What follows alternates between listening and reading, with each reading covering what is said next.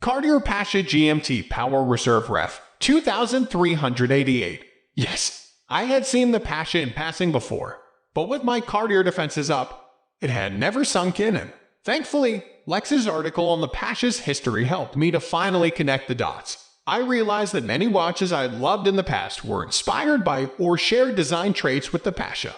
I was also flabbergasted to learn that the Pasha's design came courtesy of the legendary Gerald Genta. How could it have been right under my nose for so long? Finally, I was both embarrassed and elated to find that Cartier wasn't just about making watches that looked good.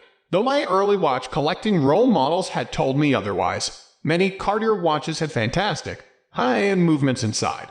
Researching models from the 90s, I found that the Pasha GMT Power Reserve was one of them. So I eventually bought one.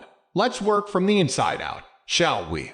What you see here is the Cartier Caliber 480, a 30-jewel automatic with time, date, power reserve, and dual-time displays. It is based on the high-end Gerard Paragox 3100, a 3-hand time, and date caliber from 1994. This highly regarded base movement measure, just 3.28 slim, and even powered the first Vacheron Constantin overseas as caliber 1310. With 3 extra jewels for the module hosting the additional complications, Cartier's 480 movement is pleasantly thin too.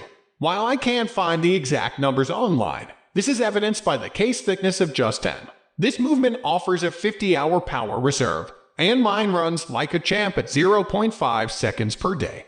The finishing is exquisite too, featuring pearlage, polished bevels, Cartier's double C motif, and straight graining. To me, this is a much more interesting caliber than an ETA 2892 Agwo. For example, on the dial side, the layout provides a nice balance too with the dual time and power reserve complications along the vertical axis. The 24-hour hand can be adjusted through an inset pusher at 2 o'clock, technically making this watch a collar GMT. This is befitting of the era, and it's perfect for me to keep track of Fratello time in the Netherlands while working from here in Japan.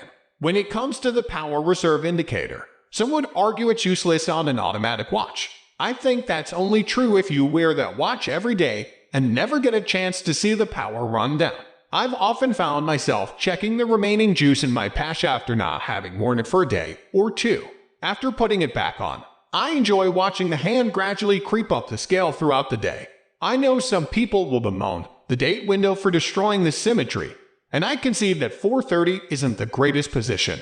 In real life, though, it doesn't bother me at all, and I quite like the polished frame and sapphire lens set into the dial. Furthermore, the date disc is metallic silver, not white, a lovely detail that my photos don't capture very well. Thankfully, the photo above does capture the brilliant guilloche pattern of this dial. It is split into 12 sections, and the pattern repeats with each one, starting small in the center and growing as it radiates outward.